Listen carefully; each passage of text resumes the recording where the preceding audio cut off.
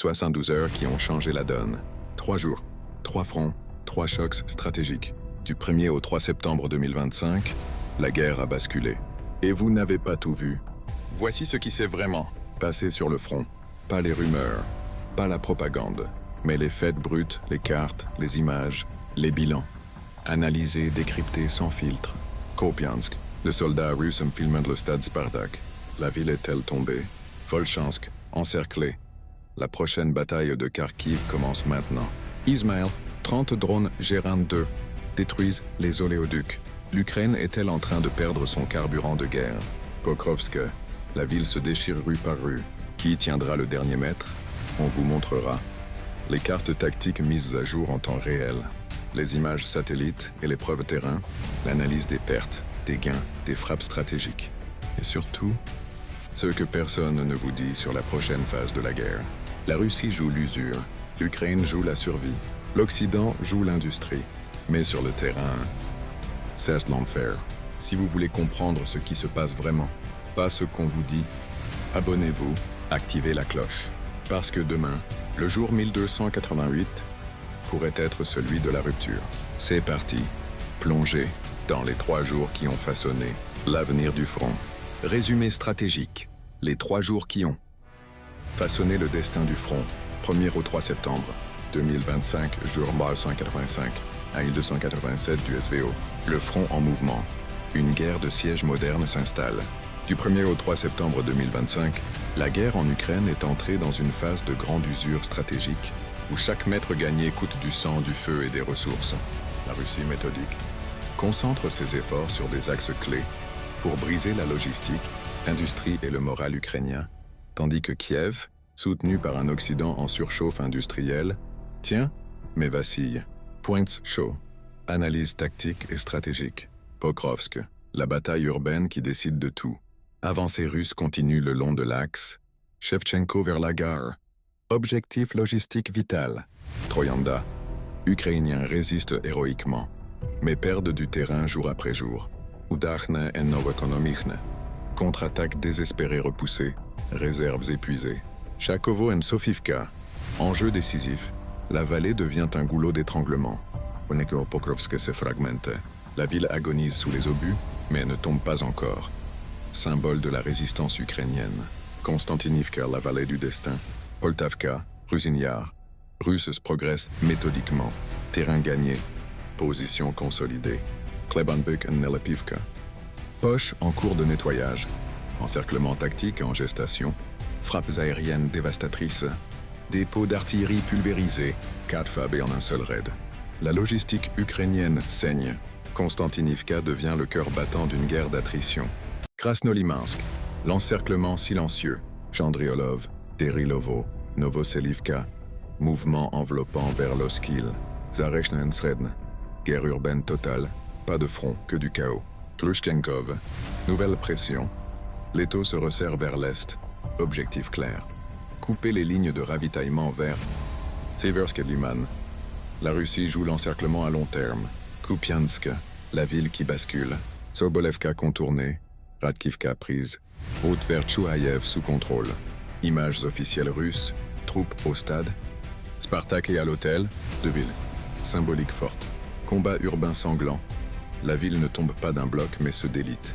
Kupiansk, ancien pivot logistique ukrainien, devient un symbole de la reconquête russe et un avertissement. Kharkiv, Volchansk, le prochain champ de bataille. Encerclement progressif par l'ouest et le nord. Forêts utilisées comme couverture. Lipsy et Sinelnikov. Route d'approvisionnement. Pilonné, la pression monte. Réserves ukrainiennes massées. Préparation d'une défense désespérée. Volchansk est la prochaine cible majeure. Sa chute ouvrirait la voie vers Kharkiv même. Soumis, Yunakivka, le mur infranchissable. Stalemate total. 2 armées s'épuisent sans gain territorial. Andriivka, contre-attaques ukrainiennes, systématiquement écrasées, morale en baisse. Front secondaire, mais usine à consommer des réserves. La Russie teste la profondeur de la défense ukrainienne. Kherson, l'île Korabel, enfer stratégique. PC drones détruits. Frappe russe précise sur l'île. Ripostes ukrainiennes massives. 26 frappes. Coup civil lourd. 1 mort. 9 blessés cumulés. Guerre d'artillerie asymétrique. La rive gauche devient un champ de ruines, mais reste un levier psychologique. Zaporizhia en Ugledar, l'enfer des tranchées. Stepnogorsk en Primorsky, duel d'acier, ni avancée, ni repli. Ugledar, succès russe à Temirivka, Malivka, Kamishevaka, poche coupée. Novodanilivka en Mala Tokmashka. Guerre positionnelle, le front est saturé. User maximal. Ici, la guerre n'avance pas, elle ronge. Severodonetsk en Siversk, la forêt qui avance. Fyodorivka libérée, 3-7. Avancée symbolique à 10 km de Siversk. Forêt de Kremen. Russes utilisent le couvert naturel. Succès tactique répété. Serebrianka en Viemok. Contre-attaque. Ukrainienne repoussée. Défense passive. La nature est devenue alliée de Moscou. Siversk, prochaine forteresse, tremble. Ciel et nuit, la guerre hybride s'intensifie. Records de drones abattus, 50 à Mir, 13-2, 105-3. Guerre aérienne asymétrique à son apogée. Cible civile touchée. Rostov, Belgorod. Kursk. La guerre frappe en profondeur russe aussi. Guerre énergétique. Sous-stations électriques ciblées. Krasnodar. Krasny Liman. Coupure stratégique. Frappe stratégique. L'Ukraine décapitée économiquement. Coup maître du 2 et 3 septembre. Ismail 2-7. 30 drones gérants 2 détruisent quais, oléoduc pétrolier. Objectif, couper l'importation. Crise de carburant. Coup dur à l'économie de guerre. Destruction industrielle 3 septembre. Kalush. Parc industriel européen de reconditionnement, gravement endommagé. Lviv et Loukiv. Usine de moteurs militaires, touchés au cœur. Kirovorad. Gare plus dépôt de locomotives, hors service. Chaîne de drones, multiples frappes, production paralysée. La Russie ne vise plus que les veines. Logistique, industrie, énergie. L'Ukraine perd sa capacité à se réarmer sur place. L'Occident répond, mais est-ce assez? 50 jours, 5 millions de munitions. 60 obus, 2500 drones livrés. OTAN, $2 milliards d'armes achetées aux USA. Mark Rutte annonce une industrialisation du soutien. L'Occident double la mise, mais la Russie double la pression. Qui cédera le premier? Bilan stratégique. Août 2025. 394 km gagnés, le plus faible total depuis avril.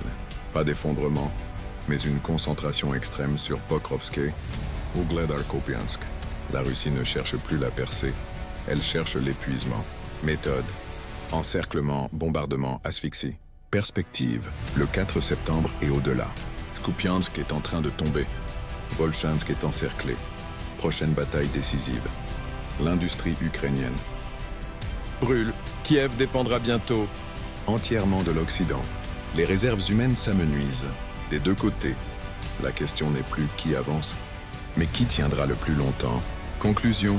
La guerre s'enfonce dans l'hiver. Était dans l'usure. Du 1er au 3 septembre 2025, la Russie a exécuté une stratégie de siège moderne.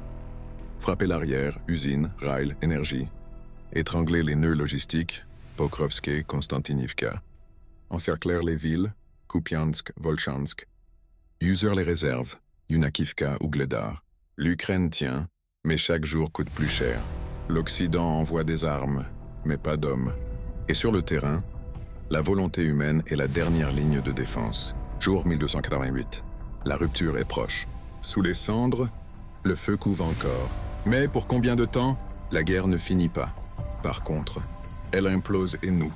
Nous serons toujours là pour vous relater chaque épisode, chaque étape cruciale de cette guerre parce que le front, lui, ne nous attend pas. Il brûle, il reste dynamique. Merci d'avoir regardé. Abonnez-vous, likez, partagez, commentez la vidéo. Votre soutien nous permet de continuer à décrypter la guerre, sans filtre.